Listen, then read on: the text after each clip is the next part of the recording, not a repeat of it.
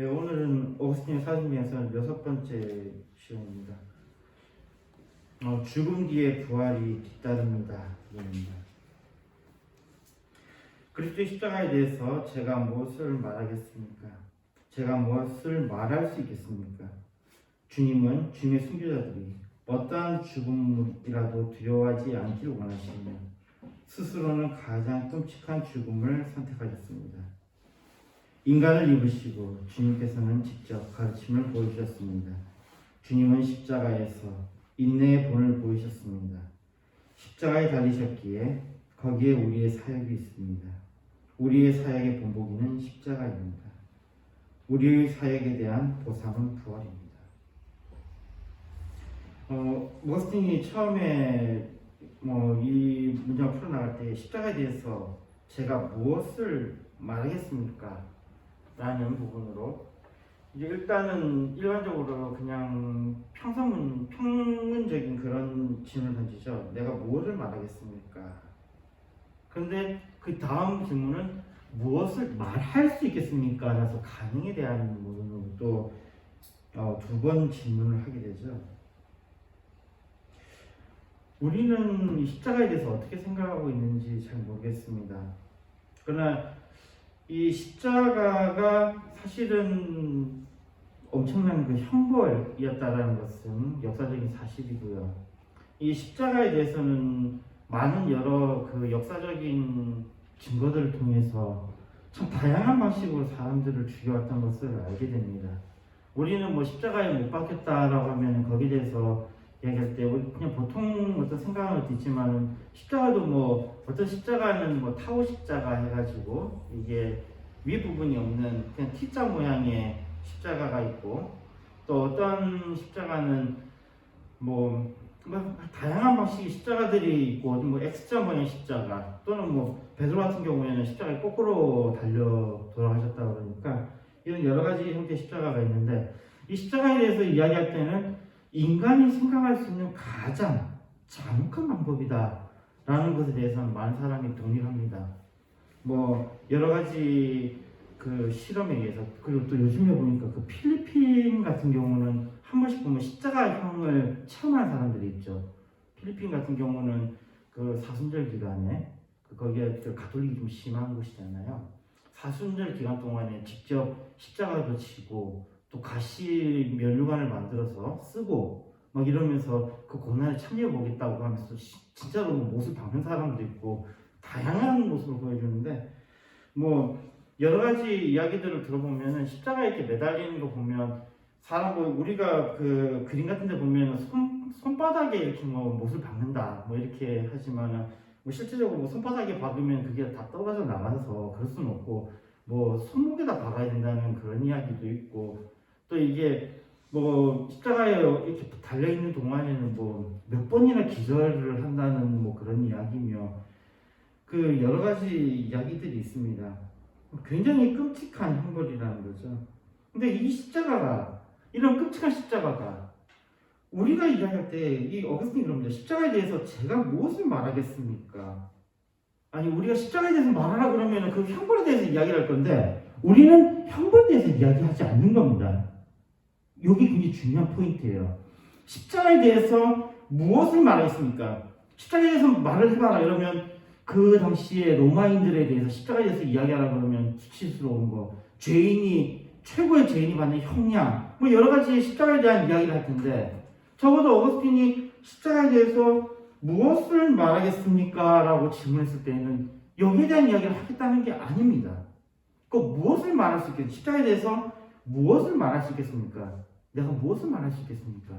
이거는 지금 어거스틴이 적어도 형벌로서의 십자가에 관한 이야기를 하려고 하는 것이 아니라는 겁니다. 그리고 뒤에 연결되는 것으로서 순교자들에 대한 이야기를 하고 있죠. 실제적으로 주님이 승천하신 후에 순교자들의 숫자가 폭증합니다. 뭐 우리도 알다시피 예수님의 12제자들이 있는데 예수님의 12제자 뭐 중간에 이제 유다는 예수님을 배반함으로 인해서 12제자에서 나갔고 마띠아가 거기에 또 더해졌는데 12제자 그리고 또 예수님의 제자라고 사도라고 스스로 주장하는 사람이 또 한 명 있었죠. 그 바울이 있었고요.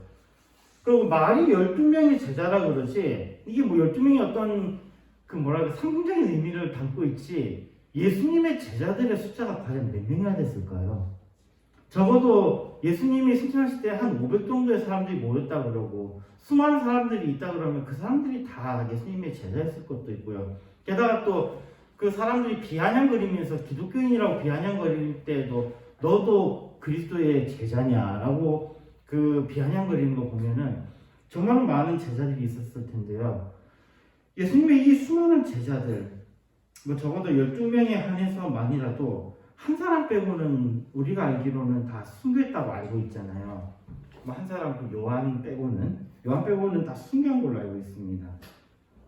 근데 여기에 우리가 좀 집중할 부분이 이겁니다. 계속해서 말씀드리고 있지만 예수님께서 십자가에 달려 돌아가셨습니다. 예수님께서 십자가에 달려 돌아가셨을 때에 가장 끔찍한 형벌을 당했을 때에 게다가 이거는 사람들이 보는 앞에서 처형을 하는 거잖아요.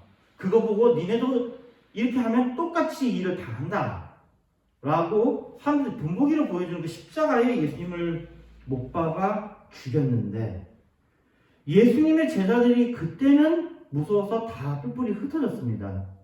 오히려 여자분들이 거기에 대해서는 조금 담대했던 것 같아 보입니다. 예수님의 그 뒷부분을 처리하기 위해서 상당히 분주한 모습들을 보였고 예수님의 부활을 먼저 목격한 사람들도 여자분들이었잖아요. 그 보니까 적어도 이때 사람들은 그 죽음에 대해서 두려워했다 그랬는데 그런데 어느 순간인가 모든 사람들이 내가 죽겠다라고 나오니까 굉장히 그 로마의 입장에서도 골치 아픈 일이었고 게다가 또 그런 거 있잖아요. 일본 같은 경우에 있어서는요. 일본이 한때 그 임진왜란 바로 전에 오다 노부나가가 기독교를 받아들입니다. 기독교를 받아들여서 일본이 한때 기독교가 굉장히 성행을 했었어요. 그러다가 토요토미 히데요시가 들어오면서 뭐 어느 정도 조금 뭐 안 좋은 조짐은 조금 있었지만 그 뒤에 도쿠가와 이에야스가 받고 난 다음에는 기독교인들을 박해하고 죽이기 시작하거든요. 여기에 일본하고 여기 유럽에서 일어났던 거하고 차이가 있습니다. 유럽은 죽이면 죽일수록 어떻게 되냐면 그 숫자가 더 늘어나요. 죽이면 죽일수록 숫자가 더 늘어나는데 일본은 비교가 되는 것이 죽이니까 어떻게 된 거예요? 다 사라졌어요. 일본하고 굉장히 다른 점이에요. 우리나라도 좀 특이한 부분이 있잖아요. 우리나라도 처음에 그 기독교가 들어왔을 때 우리도 어땠습니까? 우리도 죽이면 죽일수록 어떻게 됐어요? 우리도 늘어났어요. 우리나라도 보면은 그 정조 이후에 기독교에 대한 박해가 어마어마했잖아요. 특히 그 우리가 잘 알고 있는 인물 중에 한 사람이 정약용이 있잖아요. 정약용 같은 경우에는 남인이잖아요. 남인. 그 정조가 죽고 난 다음에 정약용은 실각하잖아요. 정약용은 이제 떨어져 나가는데 그와 함께 그가 있었던 남인들도 다 떨어져 나가거든요. 근데 남인들의 많은 사람들이 기독교인이었어요. 남인들의 많은 사람들이 기독교인이었으니까 이 사람들 탄압하기 위해서라도 기독교인들을 굉장히 무자비하게 탄압을 했단 말이에요. 근데 묘하게도 우리나라는 계속해서 믿는 자의 숫자가 증가해 나갑니다. 일본하고 상당히 대조적이에요. 근데 무슨 차이가 있었을까 이겁니다. 적어도 주님 시대 때에 유럽에서 퍼졌을 때의 그 모습은 적어도 이들은 부활을 직접 목격했기 때문이라고 우리가 볼 수 있습니다. 부활을 목격하지 않고서야 이런 엄청난 변화가 있을 수가 없어요. 당연히 자기들 눈앞에 죽는 걸 봤는데 다른 종교들은 봐보세요. 부처 같은 경우에도 죽을 때는 어떻게 죽었습니까? 그냥 잘 편하게 죽었잖아요. 그래서 불교를 믿는 것에 대해서 사람들이 크게 어려움이 없잖아요. 그 외에도 다른 종교들도 한번 봐보세요. 거기에 최고의 수장이라고 하는 사람들, 거기에 자기들의 신앙의 대상이라는 자들이 죽는 그 순간에 그렇게 수치스럽게, 괴롭게 죽는 자가 없거든요. 그런데 유독 기독교만 굉장히 끔찍하게 죽임을 당하셨습니다.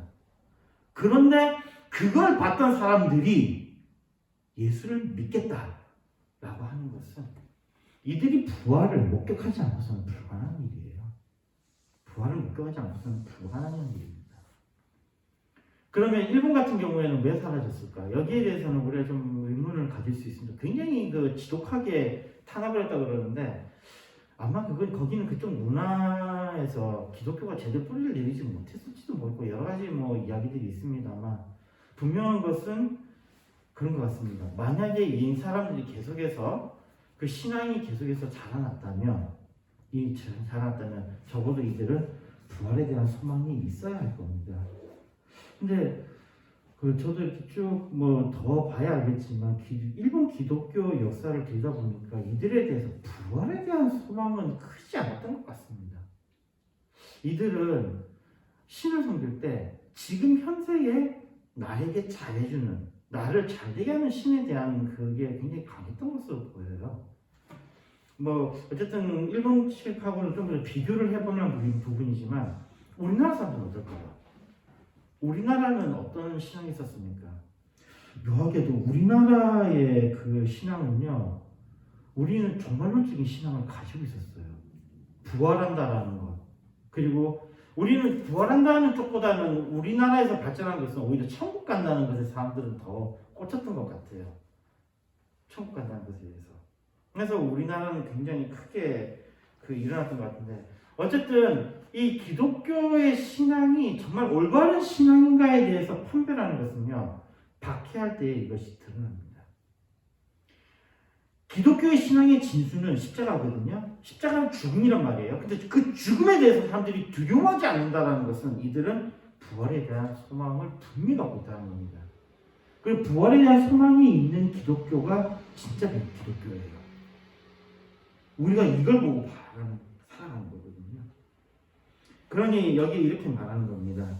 주님의 순교자들이 어떠한 죽음으로라도 두려워하지 않기를 원하시며, 주님은 우리가 죽음을 두려워하지 않기를 원하신다는 것입니다. 우리가 죽음을 두려워하지 않는다는 것은 온전히 주님을 믿는다는 것입니다. 온전히 주님을 믿는다는 것은 바로 주님의 부활을 우리가 믿는다는 것입니다. 주님은 스스로 가장 끔찍한 죽음을 선택하셨습니다. 주님은 죽임을 당했다고는 우리가 표현하지만 그 죽음을 주님께서 적절한 때에 주님이 선택하신 것입니다. 그리고 주님은 그 죽음을 이기시고 부활하셨습니다. 이로 인해서 인간을 입으시고 주님께서는 직접 가르침을 보여주셨습니다. 그러기에 아까 했던 질문을 다시 돌아갑니다. 그리스도의 십자가에 대해서 제가 무엇을 말하겠습니까? 그리스도의 십자가에 대해서 무엇을 말하겠습니까? 이것은 그리스도의 십자가는 바로 인내의 본복이라는 것입니다. 십자가 하면 우리가 연결해야 될 단어가 바로 인내라는 단어예요. 인내라는 겁니다. 우리가 참음으로 기다리고 인내로서 마지막까지 우리가 경주하는 것입니다. 기독교의 핵심은 바로 이 인내입니다. 인내. 어거스틴이 여기서 주장하는 그 십자가에 대해서 제가 무엇을 말하겠습니까? 그리고 나온 답은 주님은 십자가에서 인내의 본을 보여줬습니다. 이겁니다. 여기에 대해서 무엇을 말할 수 있겠습니까에 대해서 어거스틴의 대답은 이겁니다. 십자가에 달리셨기에 거기에 우리의 사역이 있습니다. 우리의 사역이라는 건 뭡니까? 우리의 사역, 본복이 그 십자가, 즉 무엇입니까? 우리의 사역은 인내입니다. 그리고 이 인내에 대한 보상이 무엇입니까? 그것이 부활입니다. 이것이 지금 어거스틴이 이 부분에서 다루고 있는 명확한 답입니다. 십자가는 무엇입니까? 십자가는 인내입니다. 십자가에 대한 보상은 무엇입니까? 우리 인내에 대한 보상은 무엇입니까? 주님께서 인내하심으로 인해서, 주님께서 그 고통을 당하심으로 인해서 얻은 것이 바로 부활이시죠. 우리가 얻는 그 인내의 결실이 무엇입니까? 그것이 바로 부활인 것입니다. 사도신경, 이게 지금 이 부분이 상당히 가톨릭하고 갈라지는 부분입니다. 우리가 지금 읽고 있는, 우리가 외우고 있는, 암송하고 있는, 또는 우리가 읽고 있는 이 사도신경에 보면요, 인내에 관한 부분이 잘 안 보여요. 인내에 관한 부분이 잘 안 보입니다. 거기다가 또 제가 여기에 대해서 어거스틴 부분을 이렇게 계속 연구하다가 이 부분, 저는 당연히 예수님이 지옥으로 가셨던 부분이 있을 거라고 생각을 했어요. 왜냐하면 제가 전에도 말씀드렸지만 우리나라 사도신경에만 정확하게 제가 아는 한에서요, 영어에도 보면은 예수님이 지옥으로 내려가셨고 라는 표현이 있고요, He descended into hell이라는 이게 문장이 있어요. 라틴어에도 보면은 지옥으로 가셨다는 표현이 있습니다. 각 나라에 제가 아는 한 사도신경에는 지옥으로 갔다는 표현이 있습니다. 그리고 그걸 다 외우고 있어요. 근데 희한하게 대한민국의 사도신경에는 주님께서 지옥을 가셨다는 문구가 없어요. 우리가 알고 있는 이 사도신경에 그 문구 없잖아요. 없습니다. 그래서 저는 이제 다른 나라 것에는 있으니까 당연히 라틴어에서도 그걸 제가 본 적이 있으니까 당연히 어거스틴이 이 부분을 다룰 것이라고 생각을 했어요. 근데 적어도 이 사도신경 해설에는 예수님께서 지옥을 하셨다는 내용이 없습니다. 없어요. 그리고 우리가 알고 있는 이 사도신경에 등장하지 않는 것이 무엇이냐, 바로 인내에 관한 이야기입니다. 그런데 어거스틴의 사도신경은 바로 이 인내를 주장하고 있습니다. 당장에 지금 우리가 다음 주에 다루게 되는 부분이 바로 인내에 관한 부분입니다. 이 부분은 와도 사도신경이 완전 빠져 있어요. 사도신경이 완전 빠져 있습니다. 그런데 거기 보면요, 십자가 하면 사람들이 뭘 이야기하냐면 하나님의 은혜를 강조합니다. 하나님의 은혜. 십자가는 하나님의 은혜다. 근데 지금 어거스틴이 여기서 뭐라고 그런다고요? 십자가가 뭐라고요? 십자가는 인내라고 했습니다. 인내. 하나님의 은혜, 인내, 이 무슨 차이가 있을까요? 여기 무슨 차이가 있을까요? 물론 이걸 어떻게 해석하냐에 따라 다를 수는 있지만요, 간단하게 이 이야기는 할 수 있습니다. 가톨릭뿐만 아니라 그 외 다른 기독교 유사 종교들에서 보면요, 우리가 얻는 이 구원은 하나님께서 우리에게 거저 주시는 것이다라는 의미를 강조합니다. 맞습니다. 거저 주시는 건 맞습니다. 그런데 이것을 우리가 무엇을 해서 받는 게 아니라는 입장을 굉장히 강하게 내비칩니다. 우리가 할 게 없다. 그러면 이것도 당연히 그런 것 같습니다. 우리가 어떻게 용서를 받겠습니까? 주님께서 용서하시고 우리 용서하는 거죠. 그런데 그게 있어요. 우리가 지은 죄에 비해서 우리가 그 죄의 모든 것을 싹 다 갚아야지 우리가 그 용서를 받는 것이 아니라는 겁니다. 우리가 엄청 큰 죄를 지었는데 그 죄에 대해서 잘못했습니다, 용서해 주십시오 라는 이것만으로도 봐주겠다는 거예요. 그럼 적어도 우리에게 뭐가 필요하다는 거예요? 잘못했다라고 표현하는 게 이게 필요하다는 거잖아요. 그런데 이것이 완전 뜬금없는 소리가 아니에요. 주님께서 우리에게 처음에 와서 하신 말씀이 무엇이죠? 하나님의 은혜가 너희를 구원했다가 아니었잖아요. 주님께서 처음에 하신 말씀이 무엇입니까? 회개하라, 천국에 가까운 거예요. 회개하라. 우리가 첫 번째로 해야 될 일은 바로 이 회개라는 겁니다. 이 회개에 해당하는 행위가 바로 인내라는 거죠. 그러기에 십자가를 하나님의 은혜다라고 주장하는 것보다 더 중요한 것은 십자가는 바로 인내다라는 겁니다. 그래서 주님께서 그러시잖아요. 자기를 부인하고 자기 십자가를 지고 나를 쫓아가셨어요. 우리가 해야 될 부분이 있다는 겁니다. 이게 지금 기독교가 다른 것과 구분되는 아주 중요한 지점이에요. 우리가 해야 될 부분이 있는 겁니다. 우리가 해야 될 부분은 무엇입니까? 인내라는 겁니다. 그리고 이 인내는 무엇을 우리에게 드러나는 겁니까? 바로 우리의 회개 속에서 일어나는 겁니다. 우리 회개 속에서요. 뒤에 다루게 되겠지만 욥 같은 경우도 뭐 했습니까? 욥이 인내했다는 것은 뭐예요? 그가 마지막으로 보여줬던 모습이 무엇입니까? 회개 모습이잖아요. 회개 모습이잖아요. 그러니 이 어거스틴 여기서 주장하는 부분은 우리가 좀 유심히 볼 필요가 있습니다. 그리스도의 십자가는 인내입니다. 근데 이 인내의 결과는 무엇입니까? 그것은 부활입니다. 주님은 십자가에서 인내하심을 우리에게 보여주셨습니다. 주님은 우리가 소망해야 하는 것을 부활로 보여주셨습니다.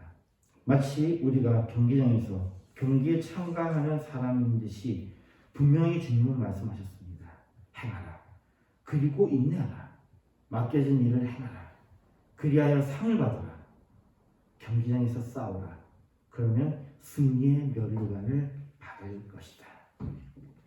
주님께서 우리에게 말씀하시는 부분이 바로 이것이죠.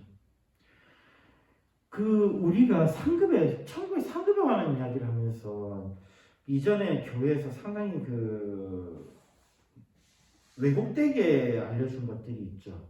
전도대회 하면서 많은 사람들을 전도하는 사람이 하늘에서 상급이 크다라는 그런 이야기를 했습니다.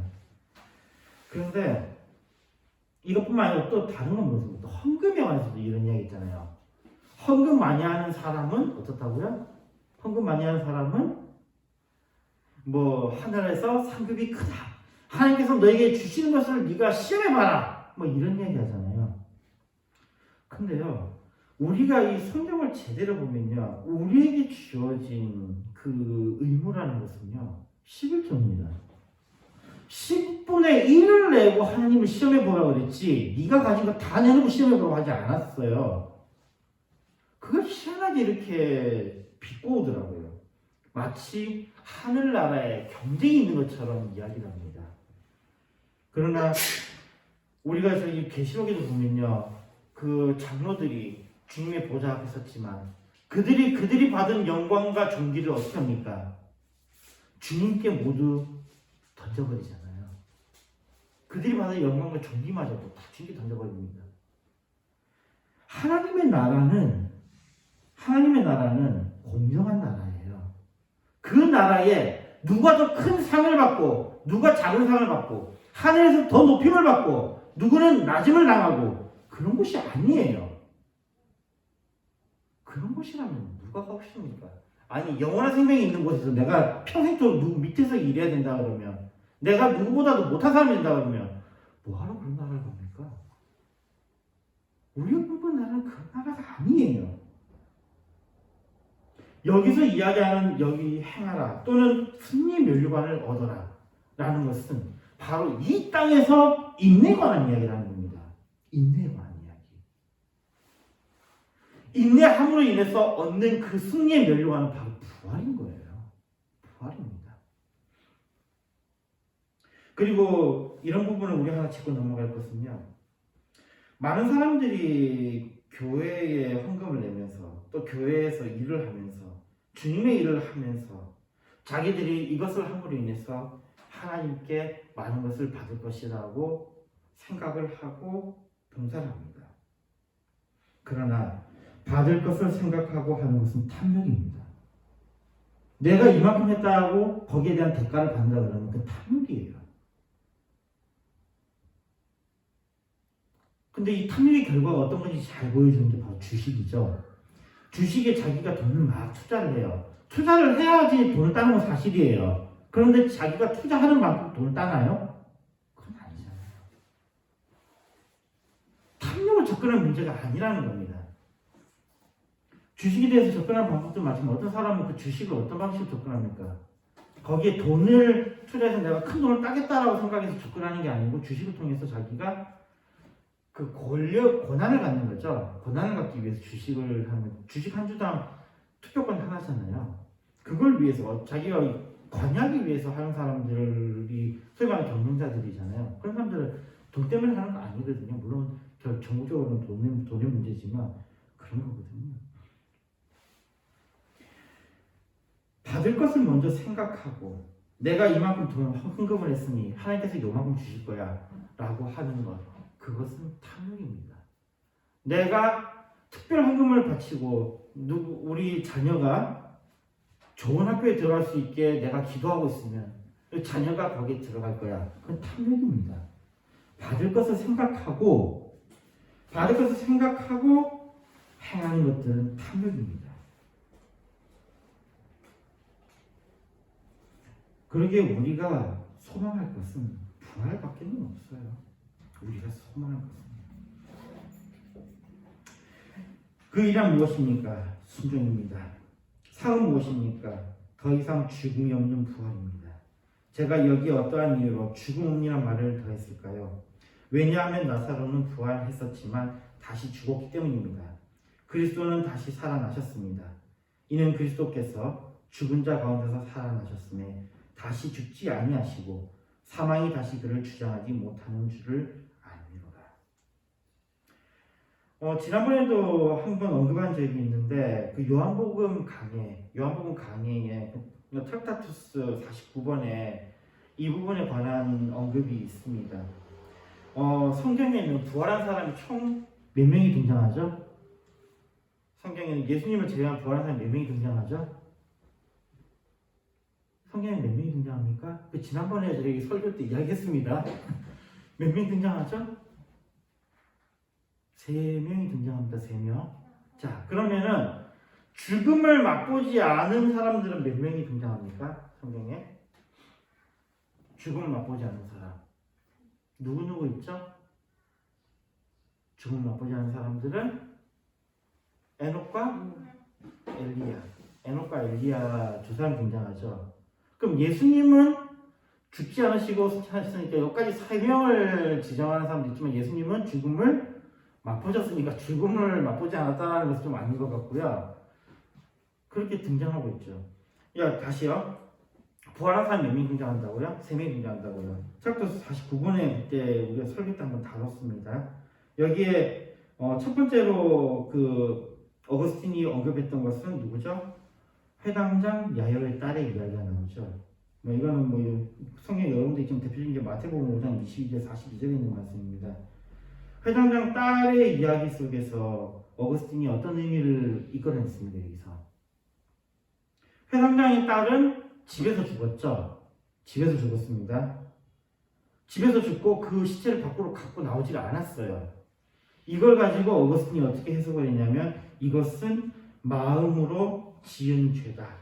즉 숨겨진 죄다라고 표현한 겁니다. 숨겨진 죄다. 집안에 있다라는 것은 죄가 왜 죽은 것을 가지고 죄의 결과가 뭐예요? 죄의 결과가 죽음인 거예요. 어거스틴이 지금 이상한 이야기 하는 거 아닙니다. 죄의 결과는 죽음이다. 즉 야이로의 딸이 집안에서 죽은 건 뭐다? 숨겨진 죄, 마음으로 지은 죄다. 그런데 여기에 지금 예수님께서 이 딸을 살리십니다. 무슨 이야기예요? 딸 살리셨다는 뭘 의미합니까? 용서하셨다는 겁니다. 마음속에 있는 죄를 어떻게 하셨다고요? 용서하셨다고요. 근데 그냥 살리셨습니까? 아니죠. 누군가가 와서 간청했잖아요. 그게 어떤 행위입니까? 그게 바로 회개 행위인 거예요. 회개가 있을 때에 마음으로 지은 죄도 용서하신다라는 게 첫 번째 회당장 야이로 딸의 죽음에서 부활에 관한 얘기입니다. 두 번째로는 과거의 아들 이야기죠. 과거의 아들 이야기는 누가복음 7장 11절에서 15절에 있는 말씀이 있습니다. 여기 보니까 과거의 아들이 죽었습니다. 그러자 사람들이 어떻게 했어요? 이 과거의 아들을 들쳐내고 나왔죠. 밖으로 나왔습니다. 이 들쳐내고 밖으로 나왔다라고 하는 것은 뭐예요? 마음으로 지은 죄가 어떻게 된 거예요? 행동으로 드러났다는 겁니다. 행했다라는 거예요. 그 앞에 회당장의 딸은 그냥 마음속에 죄를 짓고 말았는데 이번에 뭐 한 거예요? 진짜로 나쁜 짓을 한 거예요. 죄를 지은 거예요. 그리고 그 죄의 대가로 사망에 이르렀다. 그러나 우리가 말씀을 통해서 확인한 바와 같이 들쳐매고 나왔던 이 아들을 예수님께서 어떻게 하셨습니까? 살리셨습니다. 예수님께서 살리셨다는 의미는 무슨 의미입니까? 그 죄를 용서하셨다는 겁니다. 행동으로 드러났던 그 죄를 주님께서 용서하셨다는 것입니다. 세 번째로는 바로 이 나사로의 죽음이죠. 나사로의 죽음 요한복음 11장 11절 44절에 있습니다. 나사로의 이 죽음은 어떤 겁니까? 나사로가 죽은 다음에 어떻게 됐죠? 들쳐매고 나와서 그리고 어디다 놓은 거예요? 무덤에까지 갖다 놨습니다. 그리고 어떻게 됐죠? 시체가 썩기 시작했죠. 썩기 시작하면서 앞치까지 났었습니다. 이것은 어거스틴은 죄가 습관이 된 것이라고. 죄가 습관이 됐다라는 것은 우리는 뭐라 그럽니까? 이거를 부패했다라고 그러죠. 몸이 부패한 것과 똑같이 우리의 죄가 우리를 부패하게 만드는 겁니다. 우리가 부패한 정부다, 뭐 부패한 사람들이다 이렇게 하는 건 뭐예요? 악한 것을 습관적으로 하는 걸 우리 부패했다라고 하잖아요. 나사로의 죽음은 바로 이 부패한 것. 죄가 너무나도 강해서 이제는 더 이상 벗어날 수 없을 정도의 이런 죄의 단계에 이른 겁니다. 그런데도 이 죄마저도 주님께서 나사로를 살리셨다는 것은 무엇을 의미합니까? 이 죄마저도 주님은 용서하셨다는 것입니다. 그러나 이 세 사람은 다 지금은 어떻게 하고 있습니까? 지금은 자고 있죠. 이 세 사람 다. 그때 그 부활을 체험한 이 세 사람 다 지금은 자고 있습니다. 그러기에 여기에 보면은 다시 이야기하는 것은 죽음이 없는 부활이라고 하는 것. 우리가 순종한다라는 것. 순종한다라는 것은 바로 이 죽음이 없는 부활에 이르는 것인데 여기 이 죽음 없는이란 말을 더하는 것은 바로 이 사람들에게서 있었던 이 부활은 다시 죽었지만 주님께서 우리를 마지막에 살리시는 이 부활은 죽음이 다시 없는 사망이 다시 그것을 주장하지 못하는 그 부활이라는 것입니다. 사도행전 해설에 있어서 이 굉장히 중요한 지점입니다. 십자가는 무엇입니까? 십자가는 인내입니다. 그리고 이 인내에 대한 보상은 무엇입니까? 그것은 부활입니다. 이 부활은 다시 죽음이 없는 바로 그 부활입니다. 주님께서 사망을 이기셨듯이 우리도 이길 것입니다. 단 어떤 사람에게요? 회개하는 자들에게만요. 회개하는 자들에게요. 회개하는 자, 이거 다른 말로는 순종하는 자, 주님의 부르심에 응하는 자, 순종하는 자들이 바로 이 부활을 상으로 받게 될 것입니다. 기도하겠습니다. 하나님 감사합니다. 사도행전서를 생각해 보면서 우리에게 있어서 부활이 우리의 소망임을 다시 한번 생각합니다. 주님의 말씀에 순종하며 또한 우리에게 주어진 십자가를 인내하며 주님께서 우리에게 베풀어 주시는 그 상, 부활을 향해 달려갈 수 있는 저희가 되게 하여 주시옵소서. 예수님을 드리겠습니다. 창가 325장 보면서 준비하신 한 번 하시겠습니다.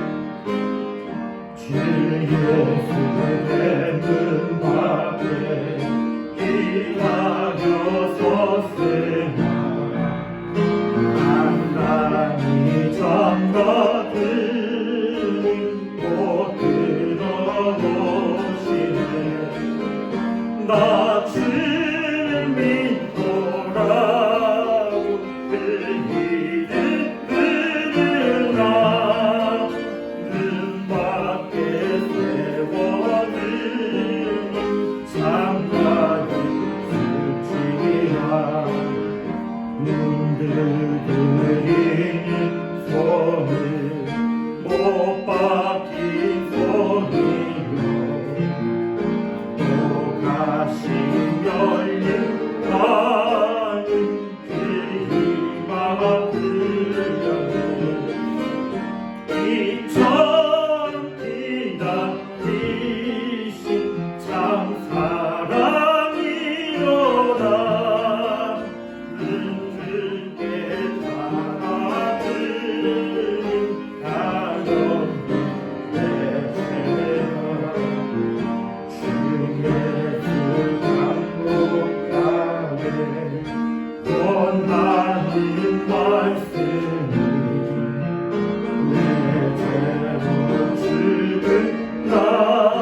나를 너답게 하소서.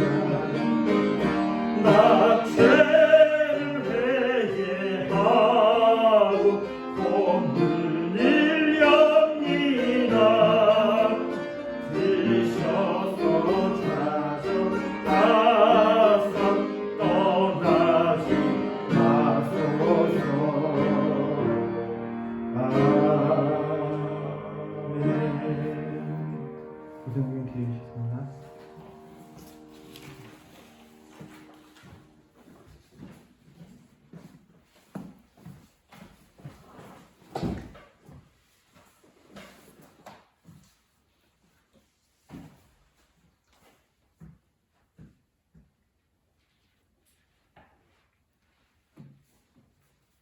기도했습니다.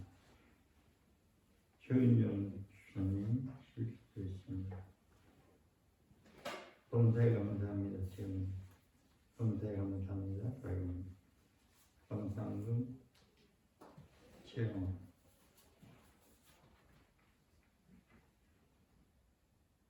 좋으신 하나님을 또 저들의 은혜를 입혀 주시고 거룩한 주님의 날 하나님 앞에 나와서 예배드릴 수 있도록 은혜를 입혀 주신 것을 감사합니다.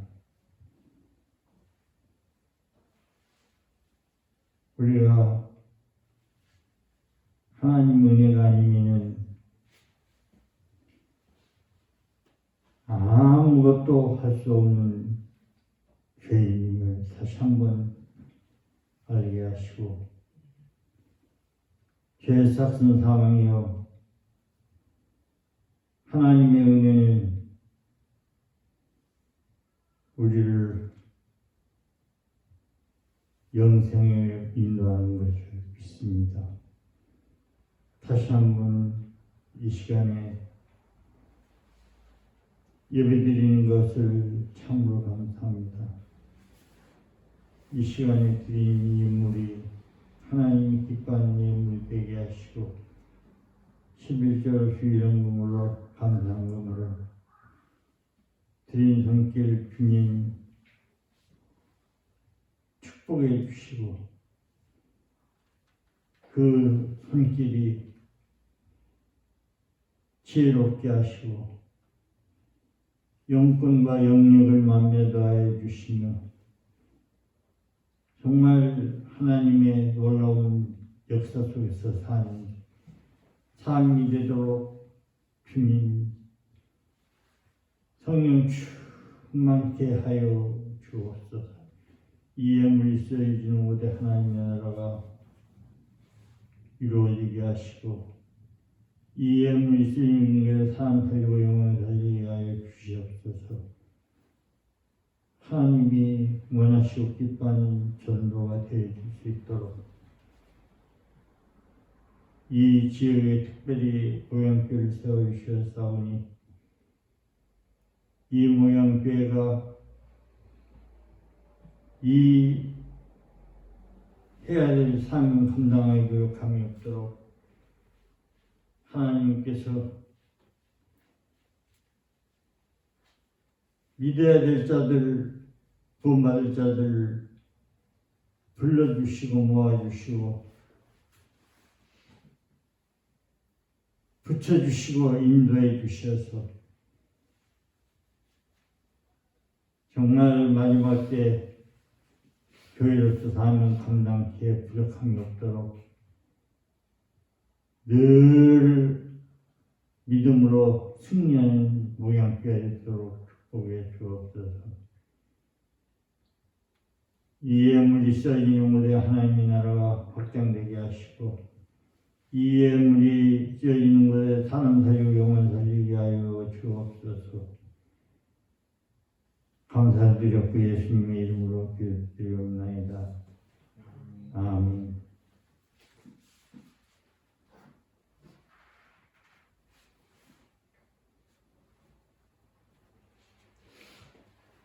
찬송가 1장입니다.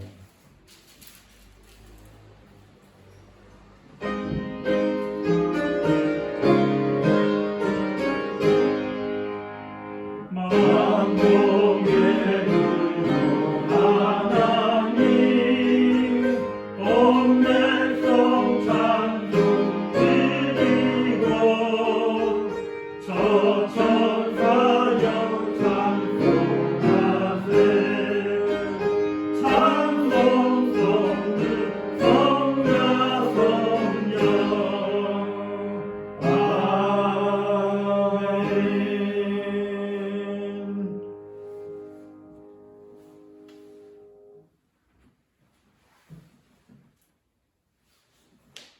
교회 머리 되신 우리 구주 예수 그리스도의 은혜와 크신 하나님의 사랑과 성령님의 교통하심이 오늘 예배한 목양교회 성도들 머리 위에와 가정 위에와 하는 일 위에 전 세계 오늘 하나님 앞에 나서 예배드린 자들 머리 위에와 가정 위에와 하는 일 위에 앞으로 전도받아서 구원받을 자들 머리 위에와 가정 위에와 하는 일 위에 영원토록 항상 함께 있을지어다. 아멘.